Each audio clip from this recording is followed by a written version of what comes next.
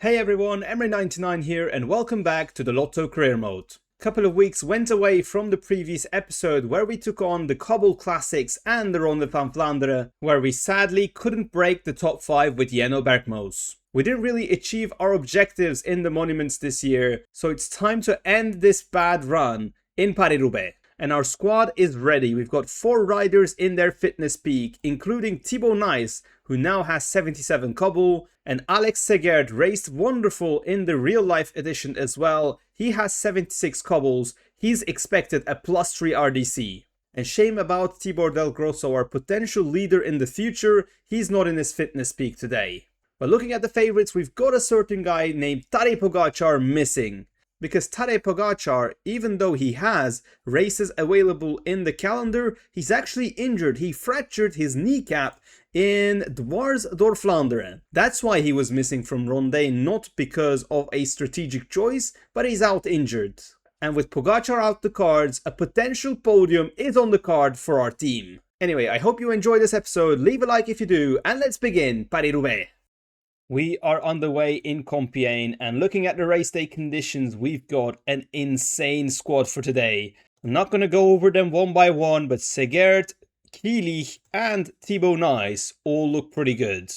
Anyway, before starting the cobbles, I do want to talk about this series a little bit. Because of my unavailability in the last couple of months, we're here in Season 3 Cobble Classics, and the new Pro Cycling Manager release is just 3 weeks away. That said, in this episode after Paris-Roubaix, we'll also have the Ardennes, but then I'm going to go over the Grand Tours quite quickly and really want to see where this team goes in the monuments. Also, if I have the time, I would love to do a live stream on one of these Grand Tours, so stay tuned. So, 3 in 2 kilometers, that's the first cobble.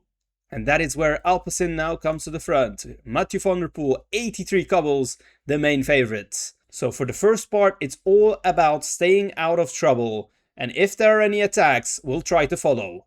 Okay, we've got a puncher. That's for Alex Segert.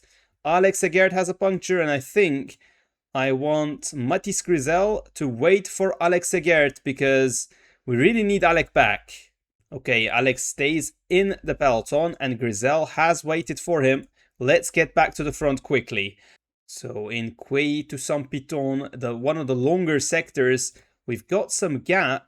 That is Michael Bjerg attacking and Tom Pidcock is following. He only has 75 cobbles, remember, but UAE makes their move early and our riders are following the pace set by Little Trek and Alpecin. So Grisel has brought back as we have more counterattacks. The pace slows down in the peloton. That means Bettiol, Bjerg and Pidcock have a minute lead. And now it's minute 30 as we enter another 3-star sector. Okay, we've got a puncher. This time Grisel punchers, and I'm not going to pace with Jenno Bergmoos now. I want Grisel at the front. He's in form today, 77 cobbles. Oh, we've got another puncher. Alex Segert again punchers. We had Jenno Bergmoos trying to bring water. Now you tried to get Alex Segert back to the front, but thankfully the punchers are happening at not too critical moments. Alex Segert, already in a kilometer, is going to be back in front. Oh, we've got a crash. It's Pedersen. That was Mats Pedersen who were down, but again, just at the edge of the peloton as we have a long straight road. He is the main favorite alongside Mathieu van der Poel today. As we enter the cobble sector, he's actually a little bit behind. AG Deuzer and Visma pacing slowly right now. And let's make sure Alex Segert is not affected by any crash as we enter through the Arenberg, the legendary sector of the Paris-Roubaix. Let's try to pick up the pace because we've got an incredibly strong team right now. So we've got a split in the peloton and these 70 riders, including Tom Schuyens, they're really not going to make it back. And after that, the pace should not slow down for the remainder of the race. So after this sector, 57 riders in the peloton. We've just got 3 riders in the lead. As we enter another 3-star sector, we're well positioned right now. Grisel is done his work. Kilich behind. No. We've got a puncture for Tibor Del Grosso. Come on, Tibor. Come on. Get back. And that has happened at a very crucial moment as Wout van Aert and Brennan, they're trying to attack. Okay, Van Aert is caught, but Tibor Del Grosso takes a big hit for this race. He is a minute down, and we've got attacks in this 40-rider peloton. Tibor Del Grosso is in this group of Lukáš Kubis, but I don't think he's making it back. Let's focus on the front of the race, and the pace is incredibly high in Orchy-le-Orchy just before Mons-en-Pévèle. We've got Timo Kiely and Alex Segert, which will be our leaders for the day, and Arjen Luyven's doing a good job so far. We've got an attack by Vermeersch, riders follow, Stuyven also in the wheels, and Mathieu van der Poel also in this attack as we enter Mons-en-Pévèle. Let's make sure we take pole position in towards Mons-en-Pévèle. Oh, there's an attack. Is that Pedersen going? That is Pedersen on the move. 27 riders left. Kiely and Segert. We've got a yellow bar, but not as strong as Mats Pedersen, who seems to be flying right now. And there goes Mathieu van der Poel as well, in the wheel of Matteo Jorgensen. This is the crucial sector. We've survived it with 2 riders, but our energy doesn't look too great. In terms of strategy, I think Segert is better, but Kiely has a sprint. I'm really not sure what to do in this situation. Long way to go in the cobbles. We've got some riders. We're struggling. There's an attack. There's an attack. We can't miss this move. Favorite attack of Mathieu van der Poel. But still, in the flat, it is difficult to drop the riders. We've got now 14 riders remaining. These 6 are gone. Filippo Ganna still in this group. Van Aert in the group. And Pedersen also here. And now this is Niels Pollitt who's putting up an attack here. I think we can follow that with Segert's pace. Yes, we can. There is another attack. There's another attack. Pollitt goes. Wow, attacks after attacks. And it's come to the point that I'm trying to be scared. Oh, no. No. I can't even talk. But we've got an incredible attack of Wout van Aert and Pedersen. And look at our yellow bar. Even with these stats, we can't follow that. Mathieu can't follow that, so he goes now. But I think with 33 kilometers to go, we have to play to basically stay in the wheels. That's all we can hope for. So the trio of favorites are at the front, but Niels Pollitt with an incredible pace for Vermeersch and Stuyven. They're bringing them back once again, all together for this 14-rider group. But Pedersen does not wait, and he goes. And this group with 3 UAE riders, they can't follow them. Kiely with just a tiny bit of yellow left with 26 kilometers to go. We're gonna explode if we follow that as well. Oh my god, how disappointing that is that we can't fight at the front with this team. On paper it looks so strong. More attacks as the group is back together once again. What can we do here? More attacks also in Kampen-Pévèle with 20 kilometers to go. That is where Timo Kiely is going to say goodbye to the group, I think. I'm trying my best out of yellow here. And I'm going to be out of red in about now. There we go. We've held on to the second group. But now it's time for Carrefour de l'Arbre. And we enter without any yellow energy. Now we have a new 5-man group, Stefan Küng in expense of Filippo Ganna, who explodes. This is the 5 fighting for Paris-Roubaix victory today. Meanwhile, at the front, we've got an attack of Wout van Aert, and he's gotten away. Oh my god, are we going to see a Wout van Aert victory in the Velodrome? Wout is away. Unbelievable, absolutely unbelievable. Last lap and Wout van Aert takes the lead, but there goes Pedersen. Is he going to make 3 out of 3 in the monuments? There comes Van der Poel as well. Oh my god, Wout is caught, and there goes Stefan Küng. It's still 1.5 kilometers to go. Who is it going to be? Now Wout van Aert goes. Van der Poel behind him. Is it going to be Wout in the end? It is going to be Wout van Aert in the end, taking victory of Paris-Roubaix. That is magnificent. Meanwhile, 1 kilometer to go, and there's the sprint. Timo Kiely tries to come around for a top 10. Okay, this is close. It's going to be 9th position for Timo Kiely, a top 10. But with this team, I expected more.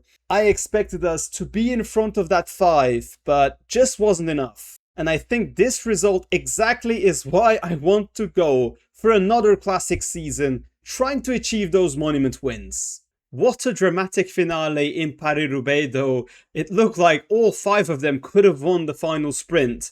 And Wout van Aert hangs on and wins his first Paris-Roubaix in our save.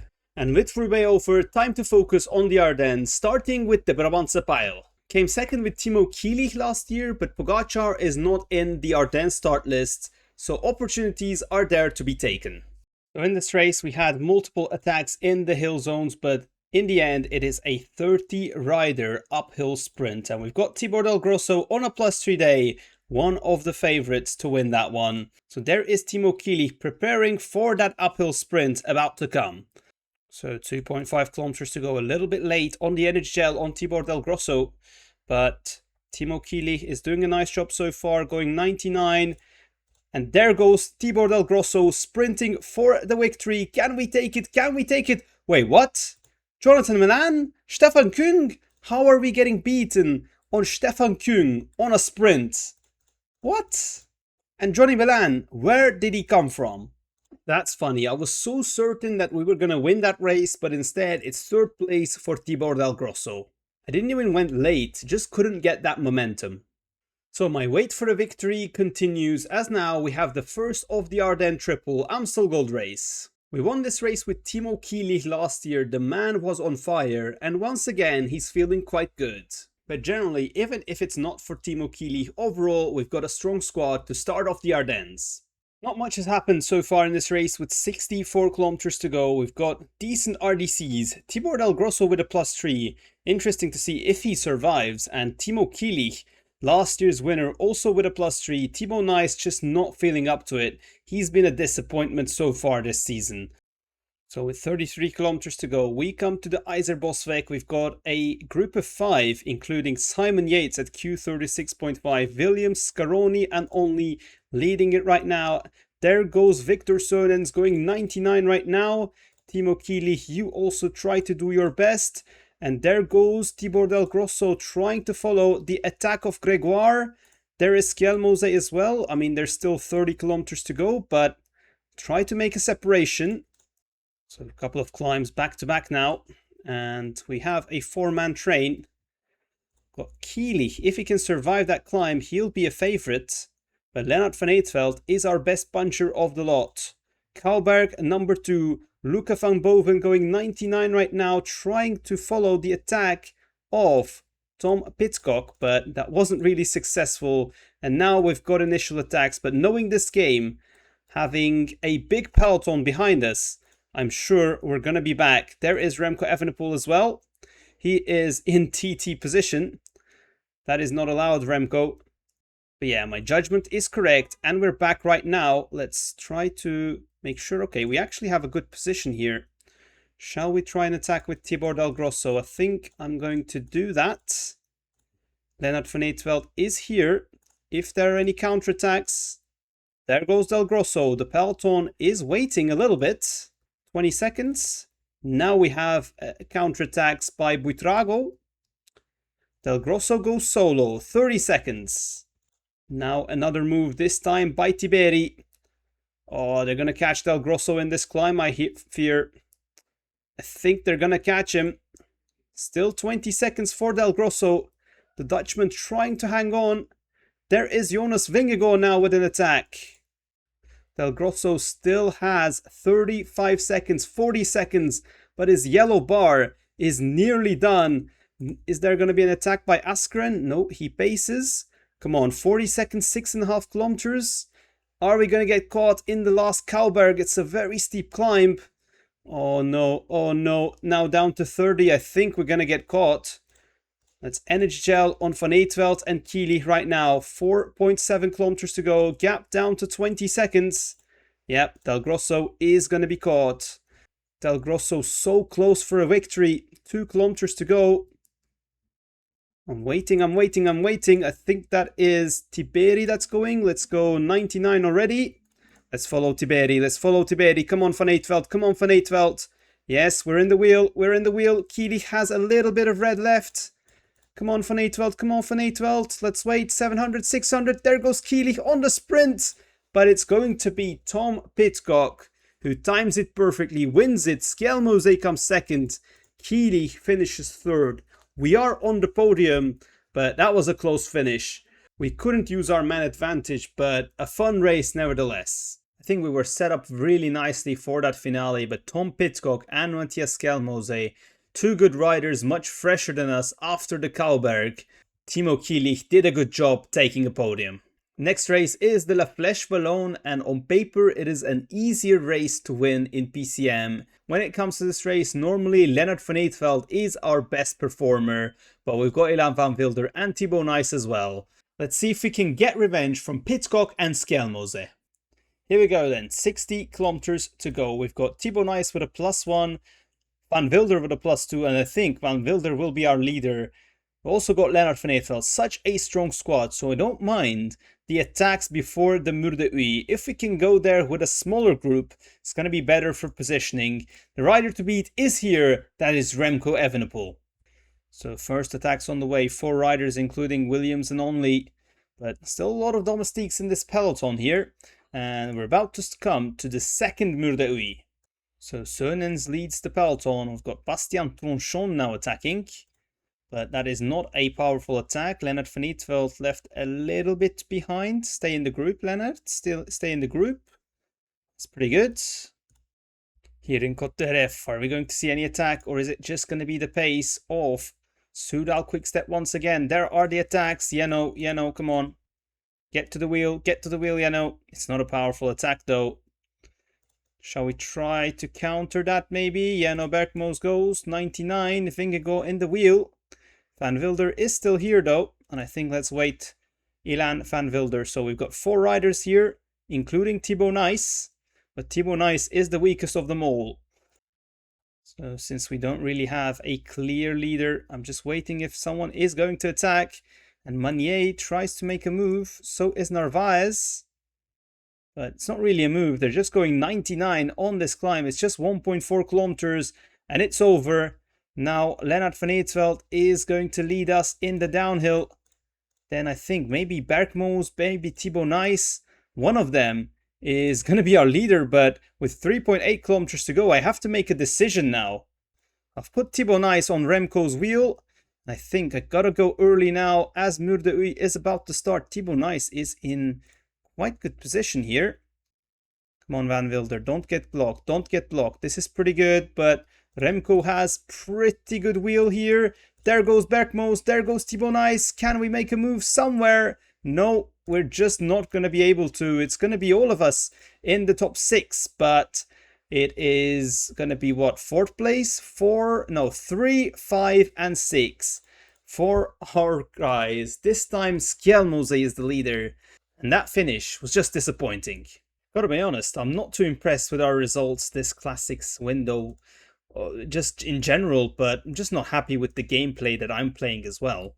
Yeah, I need to get better and try to beat Remco and Skelmose. How hard could it be? We've got a strong team here. And I've got one last chance of achieving a win in the Classics. It is the Liège-Bastogne-Liège, the 4th monument of the season. Can I redeem myself? Because if I don't win this race, I'm leaving the Classics season altogether unhappy. Right now, our only Classics victory came in Classic Brugge de Panne.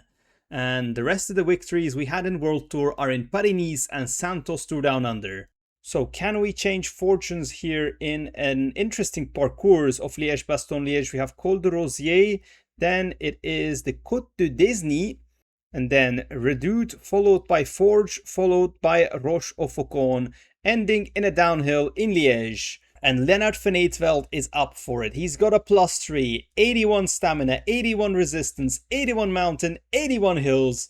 He's got the lot. Can we beat Remco Evenepoel today? I even brought Jarno Vidar because I'm that desperate right now, but he's preparing for the Giro in the next episode. 90 kilometers to go. The climbs will start with Côte de Vannes, and I've got to make sure that it's a hard-ridden race. Thankfully, Ineos and Soudal Quickstep doing some pacing, because on paper, Lennart van Eetveld with a +3 is one of the best riders in this race. That is AJ August with an incredible place up this climb. That was the Côte de la Haute Levée, and now it's going to be Col de Rosier. Next up, we've got attacks. Oh my god, Van der Poel's on the move. Van der Poel is on the move? That is crazy. Van der Poel attacks and bridges to this group with Sepp Kuss, which was the day's breakaway? That's crazy. Anyway, Thibaut Nys, Luca van Boven and Jarno Vidar are there for help. Meanwhile, Lennart van Eetveld, he's chilling. He's got the best energy out of our team. Here in Col de Rosier, attacked by G and Bastien Tronchon. Jarno, you protect Lennart van Eetveld now. Now, it's all about protecting Lennart van Eetveld in the last 50 kilometers. So what is it going to be? Now, we have a group of 16 after Redoute, other riders trying to join here. But Lennart van Eetveld is alone, but still, he's one of the strongest. Skelmose and Lipovitz Trek duo attacks. We've got no domestiques, so we are right now holding on to the wheels. Remco Evenepoel hasn't made his move now, 26 kilometers still to go. Back together as we go into Côte de Forge. No domestiques left now. There is Jorgensen attacks. Skelmose is trying to follow that. Let's follow that move. Pedersen also tries to follow for Little Trek. Lipovitz there. Oh my god, we've run out of red. Why is Lennart van Eetveld stopping? Don't stop. Bro, don't stop, man. Come on, go, go, go. You've got heaps of yellow. Come on, Lennart van Eetveld. Let's stop here. Let's try to take Remco's teammates towards the front. Because we've got Côte de Rochefaucon remaining and 28 riders still remain here. So we're just about able to maximize our red bar as we start Côte de Rochefaucon. But where are the attacks going to come here? There is Adam Yates. But the first attack is from Jorgensen and we have to follow that. We have to follow that attack. Jorgensen's attack is going to let us consume all our red bar. But can we hang on?